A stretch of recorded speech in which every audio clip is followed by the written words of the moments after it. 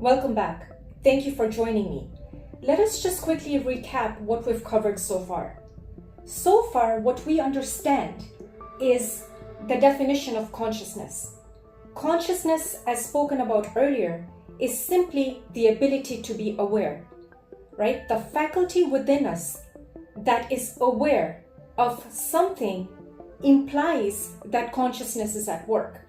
Because without awareness, you wouldn't know any better. You wouldn't exist. Consciousness is that mode that creates the faculty of awareness that makes you aware of your surrounding, of your place, of the things, of the people, of your location. It is that faculty of awareness, right? So consciousness is simply awareness. And when we talk about awareness, what are the kind of things we're talking about? Awareness of our thoughts, our emotions, our feelings, our reactions, our responses, right? So that faculty of awareness is nothing but awareness of all the impulses that are happening at a conscious and unconscious level within our system, within our body, within ourselves. All right?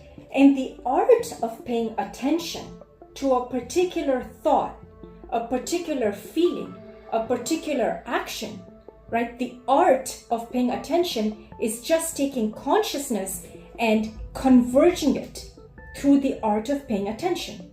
So there is one aspect of consciousness where we're talking about just simply being aware of everything around us, but the act of zooming in to a particular kind of awareness, for example, a particular thought, right, makes this a function of attention, right? So consciousness, awareness, and attention simultaneously work together to solidify something in our physical world.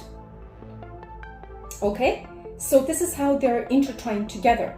And remember, nothing is material. Consciousness is not an apparatus that is localized somewhere in our body, right? This is an immaterial thing, right? It's an energetic thing. Remember, we talked about this field of consciousness. It's a field, right? It's a field of energy. This field contains information. It contains frequency. The apparatus that it works through is the physical body. The physical body is a vehicle through which consciousness is working through two faculties, awareness and attention, right? And attention is what solidifies this frequency into something concrete, into our physical world. All right. So now, what are we aware of in our physical reality? Okay, where awareness is operated through two things, thoughts and feelings, right? So, and remember, we talked about this. Thoughts are the frequencies of your brain, right? So this is the field of thought. It's the electric field of thoughts, right? So these are the field of your thoughts. And then you've got your feelings, right? And those are measured by the magnetic field of the heart.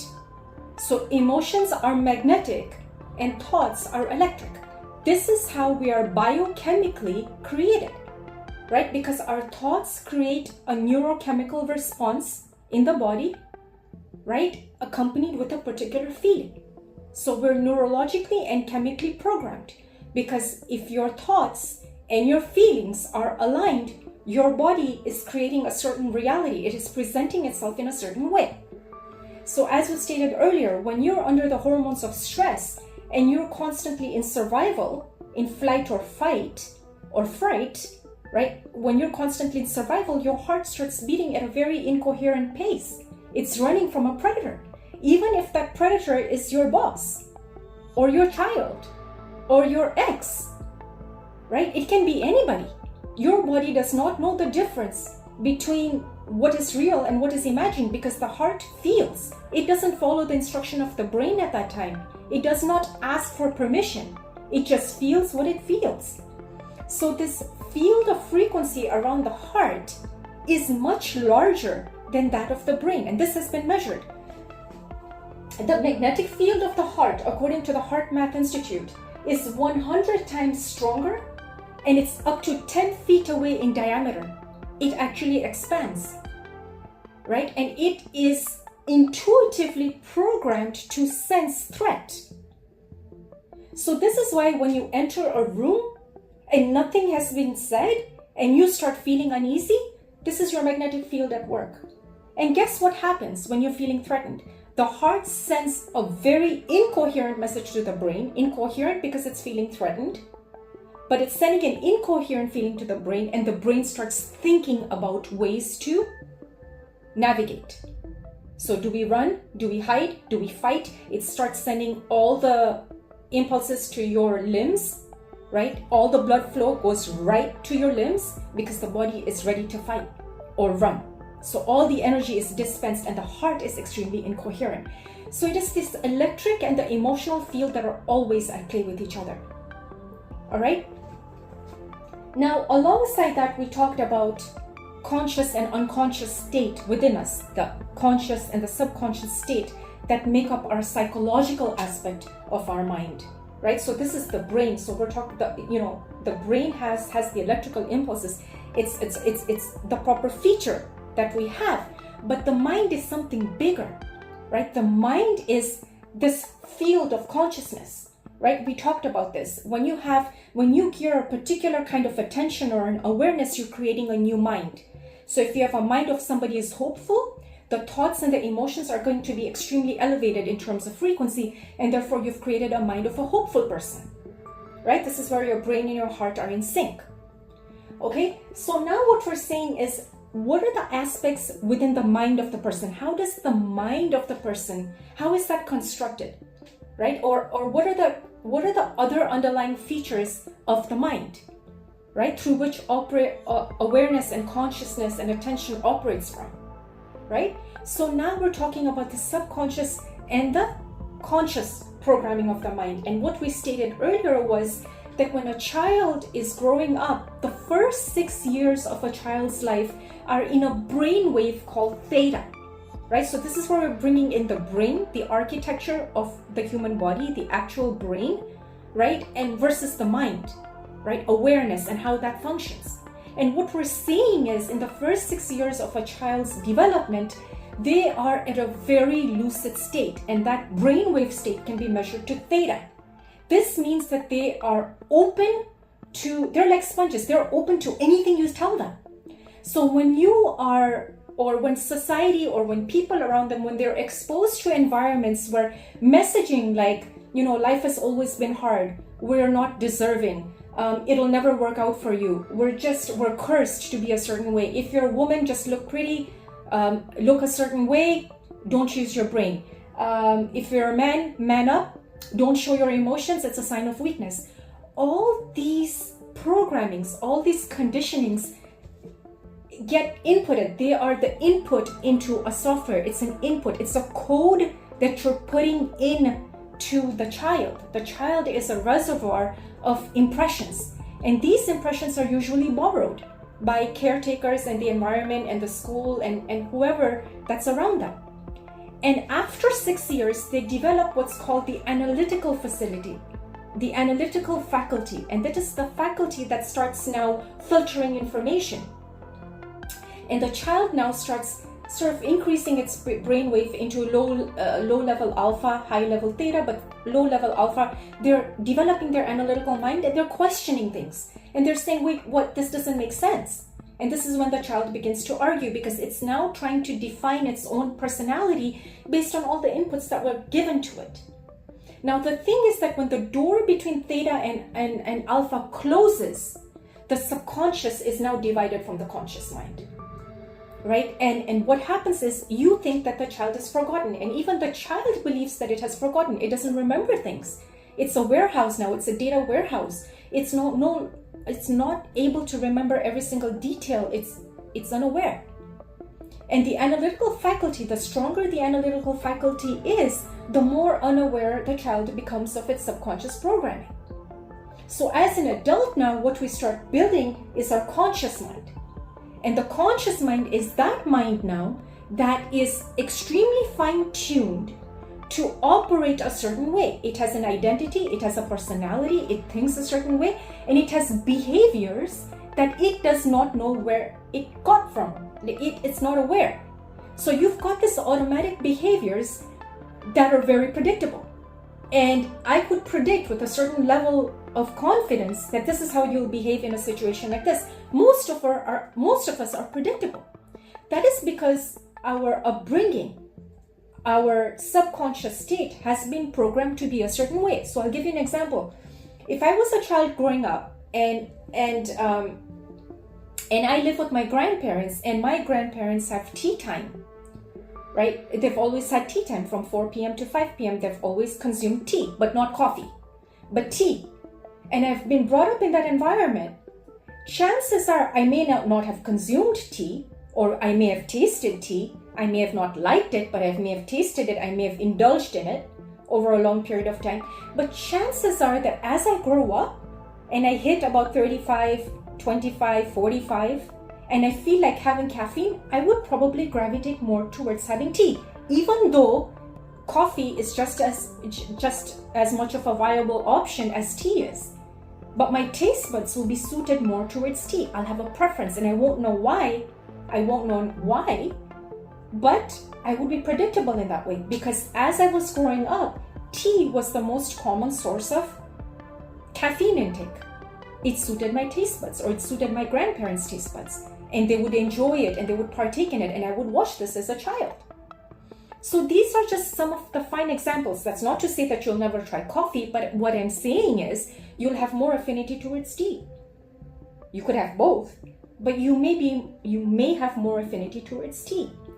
So this is just a basic example, but what I'm saying is these subconscious patterns become the automatic, unconscious program that now run your conscious state of being. That means that what you call your personal reality is a function of your personal personality, but your personality is nothing but how you think and how you feel. Your personality is a function of your thinking and your feeling that is going to create your personal reality, how you act. Okay, so the thinking and the feeling loop, as much as you think it's coming from you, it's important to know that these biases, these conditionings were installed way before you were even aware, right? And they become the software program that will gear you in the future as the personality that you are today. And this is important to know, because a lot of time people want a new life. They're tired of abusive relationships. They're tired of they want to make an important change, but the only obstacle in front of them is themselves. And this is the cause. It is at a very, very unconscious level, and we've become unaware that we are like this. And therefore, drawing attention to this gives you empowerment. It tells you that these are borrowed concepts. They're probably not yours. And bringing awareness to that is the key to making permanent change. Okay? Now, this was our conscious and our subconscious programming. And like I said earlier, 5% of what you are today is controlled by you consciously. That means 95% is you running a program. And when you're running a program, you become a very predictable entity. That means every single thing that you do during the course of your day can be copied and pasted to the next day.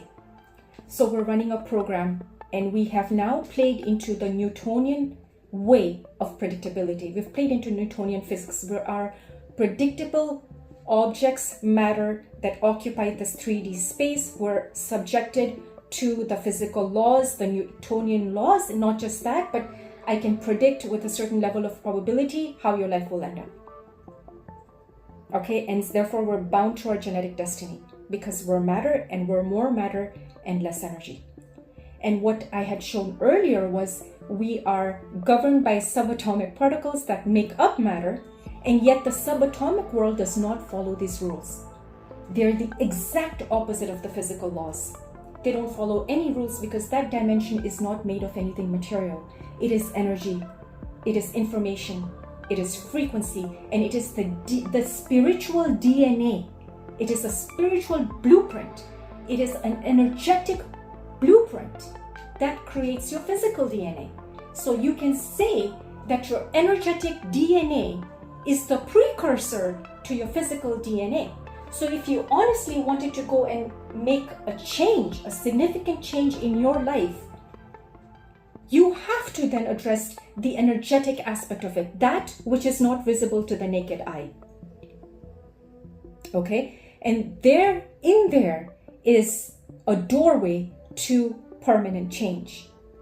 Okay? Another thing we covered was the concept of timelines, right? And how time is really, in spiritual texts, they've always said that time is an illusion. And yet time is a very real thing, because events are spaced out coherently in a particular order. And this coherent placement of information gives illusion to time, right? It gives an illusion to time. So I'm not saying that time is fake. What I'm saying is that it's coherent enough and it's repetitive enough, so much so that it creates an illusion of time. It makes time real, right? And how did we prove that time was not real? Because the moment you sit there and you start detaching to every single thing that you're connected with in the realm of time, if you start detaching from the people you know, from the places you've been, from the things that identify you, all those identifications that make you you, time disappears. Think about it like this. If you had no memory of who you are, you have absolutely no memory of your past, would your future exist? In other words, isn't your future an extension of your past? So if you had no memory of your past, your future doesn't exist. That means time doesn't exist. There are moments that exist on a trajectory. There are moments. And when moments are predictable, when you have predictable moments, you call that time.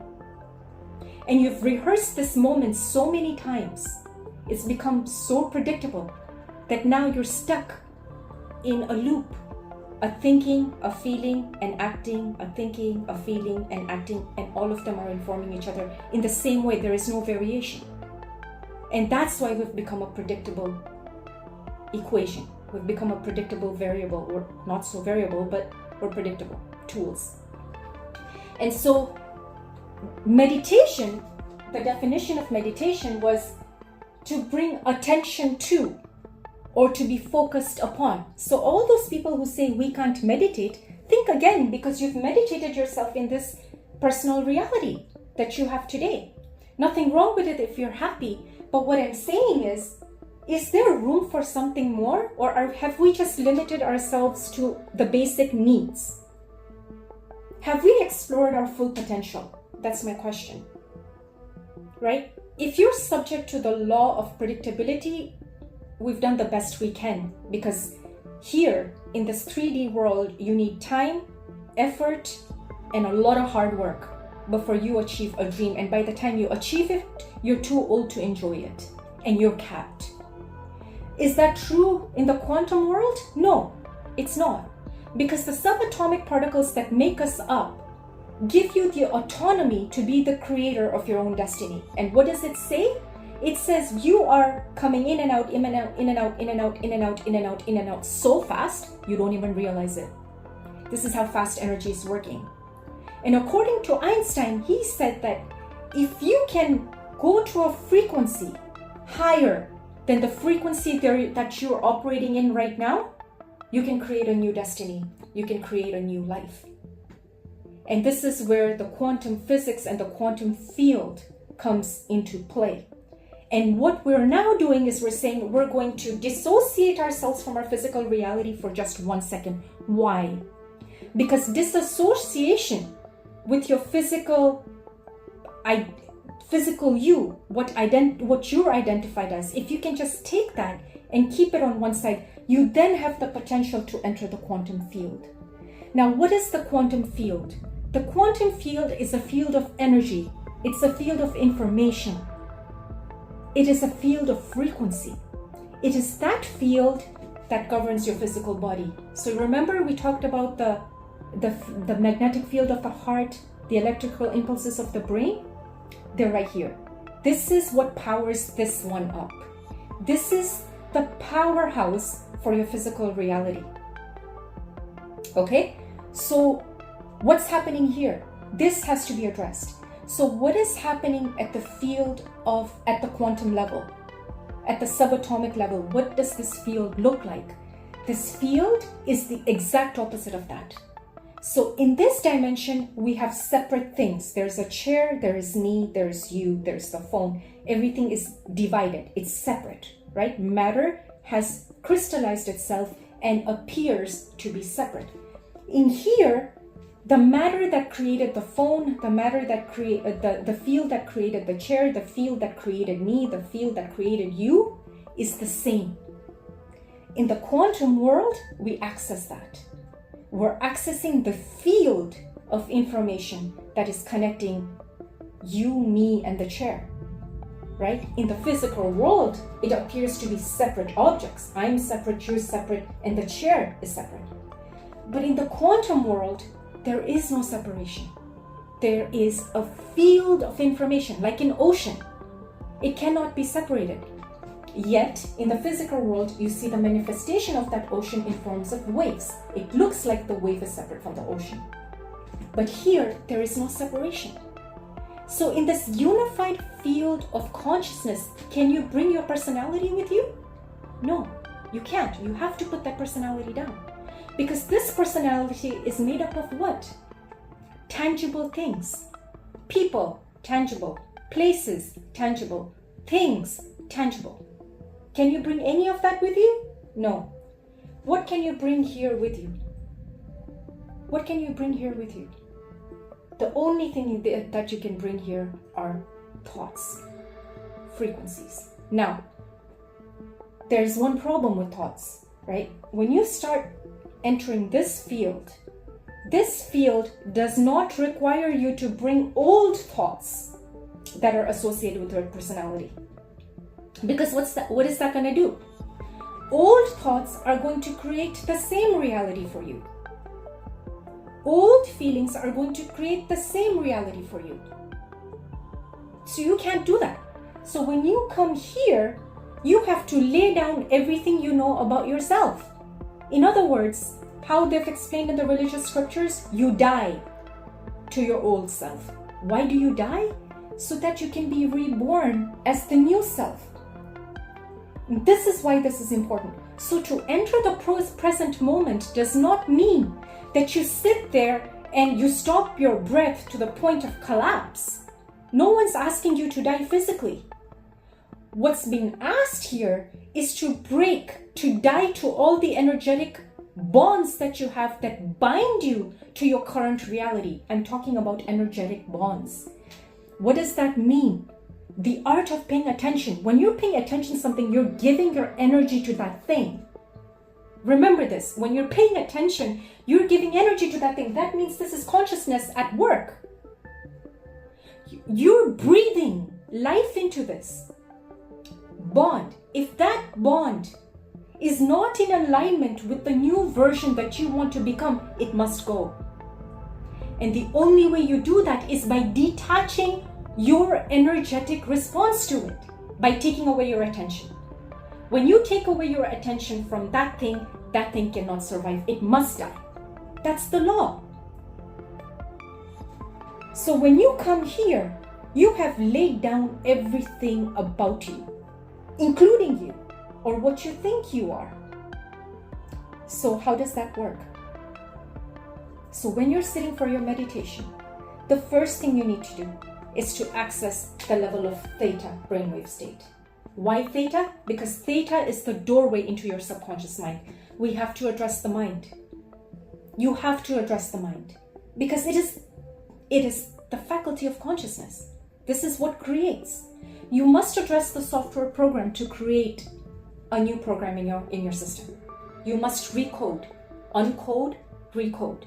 So you must address the software feature within your tablet to create a new program. And this is why positive thinking has its limitation, because you're using only 5% of your conscious mind to create a change. And it doesn't usually last, because at the subconscious level, you don't believe. You don't believe you're worthy.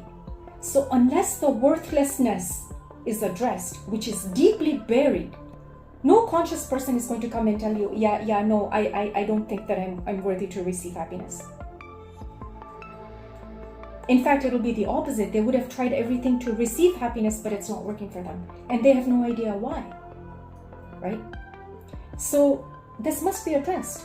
So this is why we go to the theta, the brainwave that is the doorway between the conscious and the subconscious mind.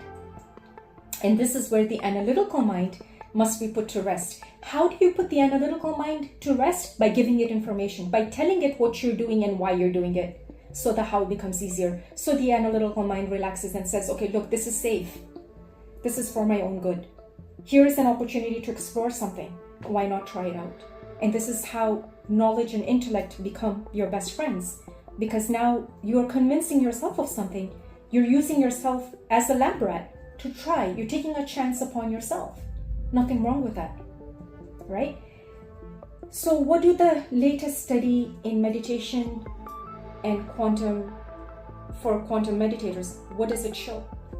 The latest studies show that as you enter this field of consciousness, as you detach from every single thought that has connected you to your past, you enter this field of energy and frequency. Now, how do you know that? Because it's been measured. It's been measured. One of the ways that I can speak of this is by using the concept of playing of attention. So you know how we said earlier that we have meditated yourself into this reality because we've paid close attention to our physical surroundings, so much so that our physical surroundings are now controlling our state of mind. Well, you do the exact opposite there. When you're sitting for a meditation or for a session or a hypnotherapy session, anything that can get you into a theta brainwave state, what you're doing is you're playing in and out. So you're zooming in and out, and you start out very slow, right? So you sit there and you start observing thoughts that come to you, and you start zooming in and saying, is this a familiar thought? Yes, it's a familiar thought. Let it go. Zoom out. Another thought comes in. Zoom in. Is it a familiar thought? Is it part of my current reality? Yes. Zoom out. Let it go. So this is the act of observing but not attaching. Observing but not absorbing. Observing and not absorbing. So what happens? Like a freight train, you start seeing all these familiar thoughts that come to you. What have the studies shown? Studies in psychology have shown that a typical individual has 65 to 75,000 thoughts a day, of which 90% are the same thoughts that they had yesterday. This is science.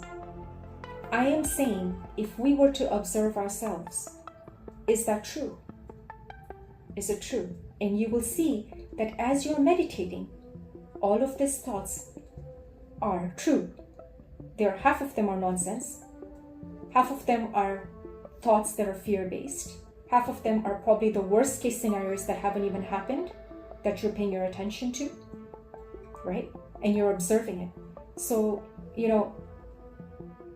I've recently found out that the human brain is wired for destruction more than it's wired for possibility. Why? If you look at the news media today, the information that's fed to us empowers the fear-based aspect within the human psyche. That means we're easily able to visualize something catastrophic happening than versus something amazing happening. We're not wired for that. That basic understanding can come to us just while we're sitting there watching our thoughts. We don't have to be saints. We don't have to be yogis for that. So just observing how your thoughts are coming in. So the act of zooming in and zooming out, zooming in and zooming out is the first step to first address the kind of thoughts that you're having. And if indeed this is true, if indeed what science is saying is true, that 85 to 90% of your thoughts are garbage thoughts, right? Out of which most of them are repeating and creating your external reality. What can we do then? In that case, what we do is we start zooming out. And what does zooming out mean? The act of zooming out simply means that if at this point in time I get rid of the people I know, the things I know, the places I know, start getting rid of it, what are you left with? Nothing. And this nothing is not empty. It's not emptiness. It's the exact opposite of emptiness. It is frequency. So give you an example. If I'm sitting there for my meditation and I'm sitting there and I lose my sense of awareness of the room that I'm sitting in. It disappears. Just imagine this with me for 1 second. I'm sitting in a room and I forget that this room is present and it disappears.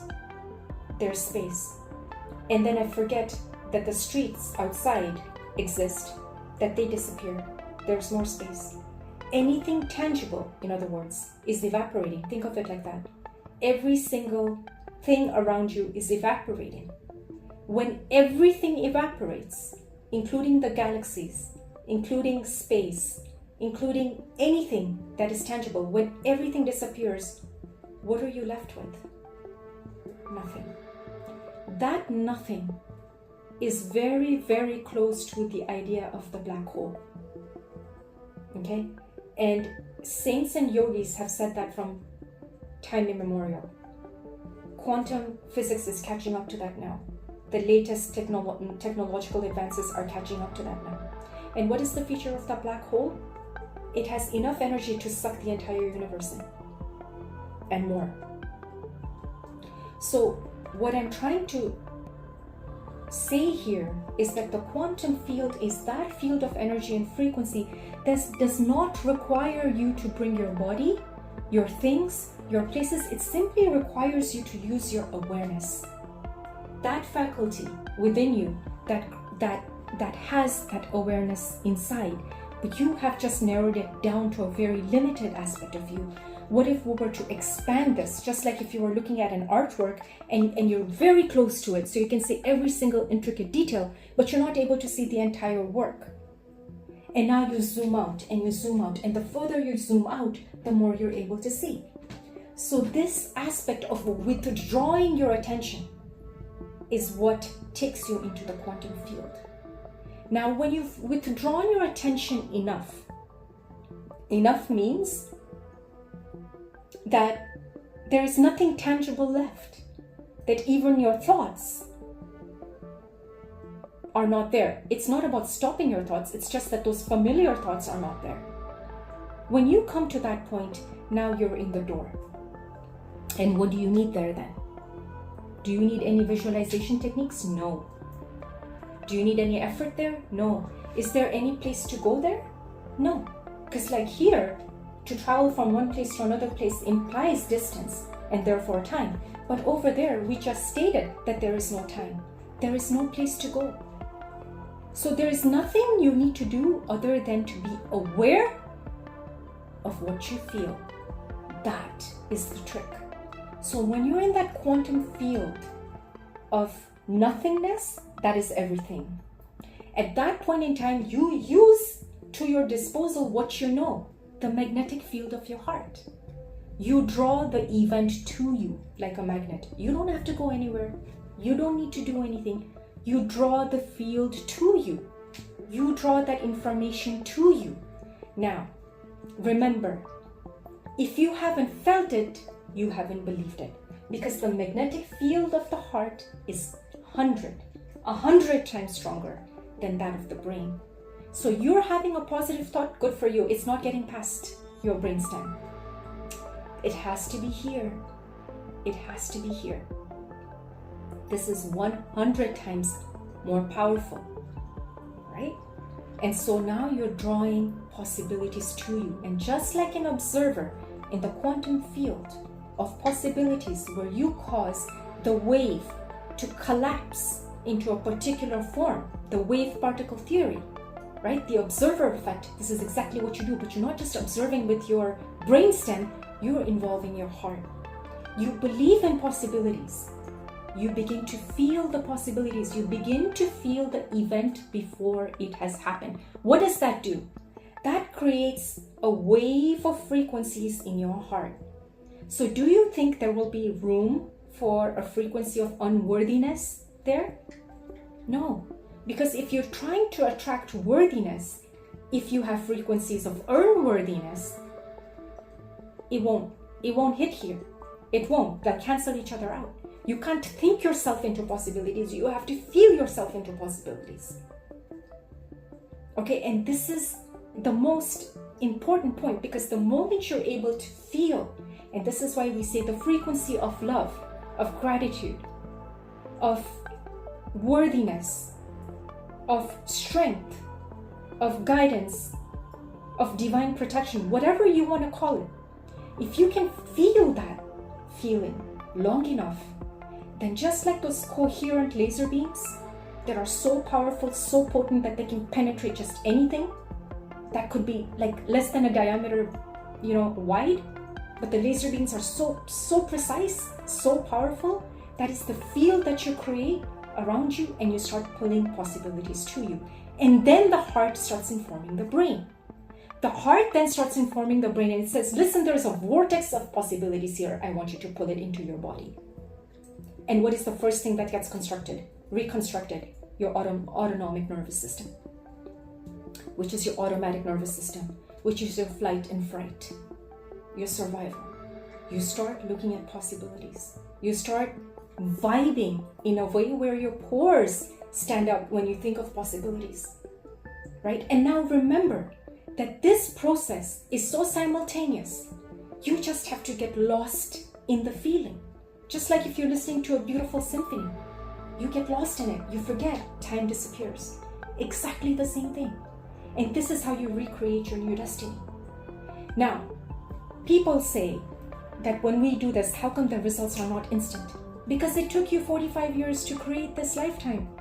You programmed yourself to believe that you were a certain way, and you mentally rehearsed this way of being for a long time. Doing this once is not going to convince your body. It may convince you momentarily, but it won't be a permanent fix. And this is why discipline is needed. This is why awareness, not just with your eyes closed, but with your eyes open, is required. So we're not just meditators who are meditating with their eyes closed between 4 and 5 in the morning. You are a 24-hour meditator, and your meditation has to be such that awareness, just like it is not bound to any locality, right? It's not bound to anything, and yet you're able, through the lenses of attention, to see exactly what you are envisioning for yourself. You have to be conscious of your unconscious thoughts in your wakeful state, because it's in your wakeful state that damage has been done, that hopelessness creeps in. Oh, this can't happen. You've tried this before. This is too good to be true. These are the unconscious patterns that come and dim your light. No one on the outside has to do it. The outsider will simply reaffirm what you felt inside. That's why we end up hating them. Oh, they did this to us. No, they just reaffirmed what was inside of you. This is taking ownership and saying, I don't care about the external environment. I'm going to address me. Right? This is how I address myself. Right? And the act of diverging, of withdrawing your attention from something familiar to something unfamiliar, from something known to something unknown, from something predictable to something that can never be predicted, from somewhere familiar to nowhere, from something to nothing, from some time to no time, that is the door. Now, when you're in there, do you think you're going to be able to predict how the outcome will come to you? Absolutely not. Because if you can predict it, then you're right here. Then you're saying that this is a predictable thing.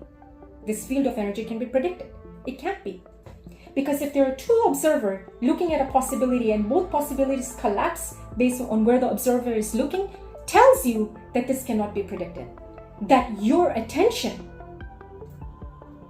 your feeling of wanting it perpetuates an outcome at a greater possibility than if you were unconscious. So you're not going to predict exactly when you're going to have that breakthrough. You don't know, because there is no time here. When are you going to predict? What are you going to predict? You can only put forth the intention and marry it marry that elevated intention with an elevated emotion. That's the only thing you can do here, because this is what the scriptures talked about when they said going through the eye of the needle. You can't go there as something. You can only go there as thought, because thought doesn't have form. Thought is frequency. It's energy. It has created that needle, that thought.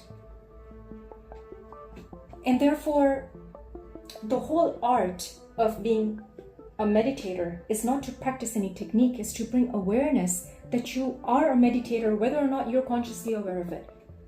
This work is simply to show you what you want to place your attention and your awareness upon.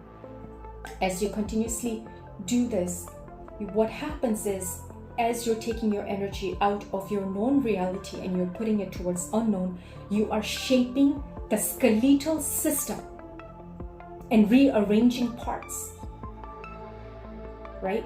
You're rearranging parts. You're taking away the glue that bonded those neurons in a certain way, and you're rearranging them and reprogramming yourself, your autonomic nervous system. And what is happening now is at some point it's going to appear in your physical reality, because that's the law. When is it going to appear? That's not for you to worry about. That's not for you to worry about. You have to put all heart in here. All heart in here. All heart and all mind in here. Right? So this is the act. This is the art of meditation. Right there. It is not about stopping your breath or stopping your mind or remembering things. It is not about that. It's just withdrawing your attention from your known to the unknown. And this field of possibilities must manifest in your physical 3D reality. And this is what's called shifting timelines. This means that the exact same people may be in front of you, but your equation with them will be very different. You will be vibing very differently. And when you vibe differently, your environment will vibe differently. So you're not just doing a favor to yourself, you're doing favors to others as well. And this, what was then trauma, right? What affected us, what closed our hearts, will open our hearts. And that traumatic event now will not leave a scar, but it will turn into wisdom. Right? So that when you come back to your 3D world and you see people who are struggling, instead of having judgment for them, you will have compassion, because you know you've gone through it. You know what it took to get there. And this is the reason why escapism will not work. Why doing psychedelics will not work. Because at the end of the high that you're experiencing here, you will come right back to the low. It's not a permanent change. Because the high rates in suicide right now amongst teenagers, somehow there's a belief that when you end your physical life, you've ended suffering. The suffering is not, it may appear like it's in your physical life, its roots are energetic. And therefore the mind must be addressed, right? Because the very mind that has created this reality will be the very mind that will create another one. So if you're not addressing the energetic aspect of you, if we're not recognizing this to be true, then we are at the hands of a predicted destiny. It's like a driver who's driving with a blindfold, and you're hoping everybody else, gives you away and you don't crash. So this is basically the understanding that I have over time of what the quantum field is and how it can be used to change your physical reality, how it can be used to change your personality. Because when you're a different person, you will no longer be able to recognize this person. You won't be able to. You won't be able to. Do you fall unconscious? Yes, because it's human to fall unconscious. It's normal for us to be drawn into the same patterns. But once you're able to be aware of it, then that act of metacognition, the ability to see that you're falling for it, the ability to know that you're going to get sucked into it and you are being sucked, the ability that to see that that's happening means that you, the observer, is here. The conscious observer is here. And this other version of you, the limited version of you that's being pulled, is also here. But the act of observing, that very act of observation, is nothing but meditation. and you can pull energy away from it and stop yourself from acting before you act. And that's why there's never a bad meditation, because it's the act of overcoming yourself every day. You don't need to overcome others. You need to overcome your limited beliefs. I hope this made sense. I'm going to conclude this lecture in this series, and I'm hoping that this information has made sense. And whatever meditational practice that we undertake, if we can just remember the art of withdrawing our attention and knowing that you can put your attention in your heart first into a potential that you want, that is the potential in a quantum field. And just like throwing pebbles in a pond, and it creates a ripple effect, do it enough times with enough conviction and faith, it must materialize in your physical world. I hope this